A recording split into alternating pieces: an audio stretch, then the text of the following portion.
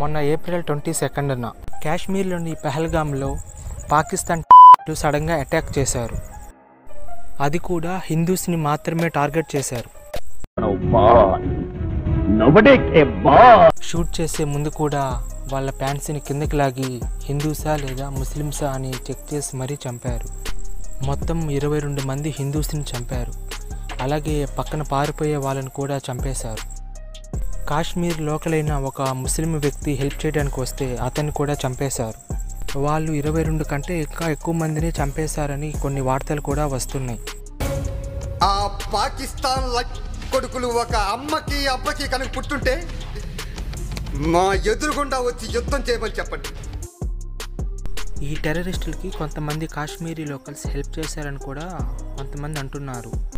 ఈ అటాక్ని ఇండియా పెద్దగా పట్టించుకోదని పాకిస్తాన్ వాళ్ళు అనుకున్నట్టున్నారు. కానీ ఇండియన్ గవర్నమెంట్ మాత్రం పాకిస్తాన్కి దిమ్మ తిరిగి షాక్ ఇచ్చింది. పాకిస్తాన్ ఇండియాపై చాలా అటాక్స్ చేసింది. ఇప్పటిదాకా ఇండియా పాకిస్తాన్కి చాలా యుద్ధాలు జరిగాయి. ప్రతి దాంట్లో కూడా ఇండియానే గెలిచింది.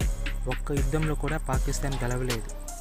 డైరెక్ట్గా ఫేస్ చేయడం చేతగాక దొంగ దెబ్బ తీస్తూనే వస్తుంది. కార్గిల్ అటాక్, పుల్వామా అటాక్, ఇప్పుడు ఈ పహల్గామ్ అటాక్ లాగా. ఈ పాకిగాళ్ళకి గట్టిగా ఏదో ఒకటి చేస్తే కానీ వినరు. మన ప్రధాని మోడీ గారు పాకిస్తాన్కి గట్టి స్ట్రోకే ఇచ్చారు. పాకిస్తాన్కి వెళ్ళే ఇండస్ రివర్ వాటర్ని స్టాప్ చేశారు. ఏం మాట్లాడుతున్నావురా? నరాలు కట్ అయిపోయింది. ఇది పాకిస్తాన్కి పెద్ద దెబ్బే. పాకిస్తాన్ అగ్రికల్చర్కి అవసరమయ్యే 80% వాటర్ ఈ ఇండస్ రివర్ నుంచే వస్తుంది. మనం ఇలాగే కొన్ని రోజులు నీళ్లు పంపకుండా ఆపేశామంటే పాకిస్తాన్ ఒక బీడు ప్రాంతంగా అయిపోతుంది. ఇప్పటికే పాకిస్తాన్లో అల్లర్లు మొదలైనాయి. ఇండియా ఇంతలా రియాక్ట్ అవుతుందని పాకిస్తాన్ అసలు కల్లో కూడా ఊహించుండదు. ప్రజలకు అర్థమైంది కానీ అక్కడ గవర్నమెంట్ అండ్ ఆర్మీకి మాత్రం అర్థం కావడం లేదు. అందుకే ఈ పాకి గాలిని పెద్ద లేక్ గాలి అనేది. ఇండియన్ గవర్నమెంట్ ఇండస్ వాటర్తో పాటు ఇండియా పాకిస్తాన్ మధ్య ఉన్న అటారీ వాగా బోర్డర్ని కూడా క్లోజ్ చేసేశారు. అలాగే ఇండియా పాకిస్తాన్ మధ్య ఉన్న ఇంపోర్ట్ అండ్ ఎక్స్పోర్ట్ ట్రేడ్స్ని కూడా ఆపేశారు. దెబ్బ మీద దెబ్బ, దున్న మీద పుండుని కాకి పొడుస్తున్నట్టు పొడుస్తున్నారా?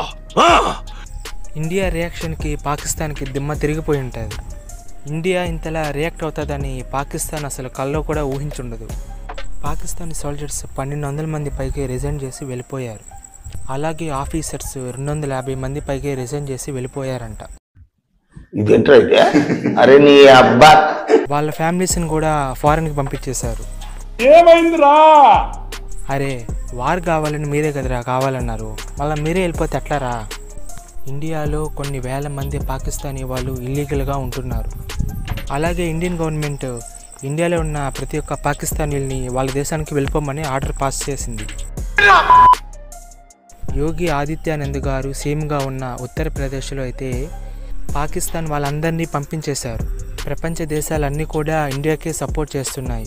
పాకిస్తాన్కి ఏ ఒక్క దేశం కూడా సపోర్ట్ చేయడం లేదు.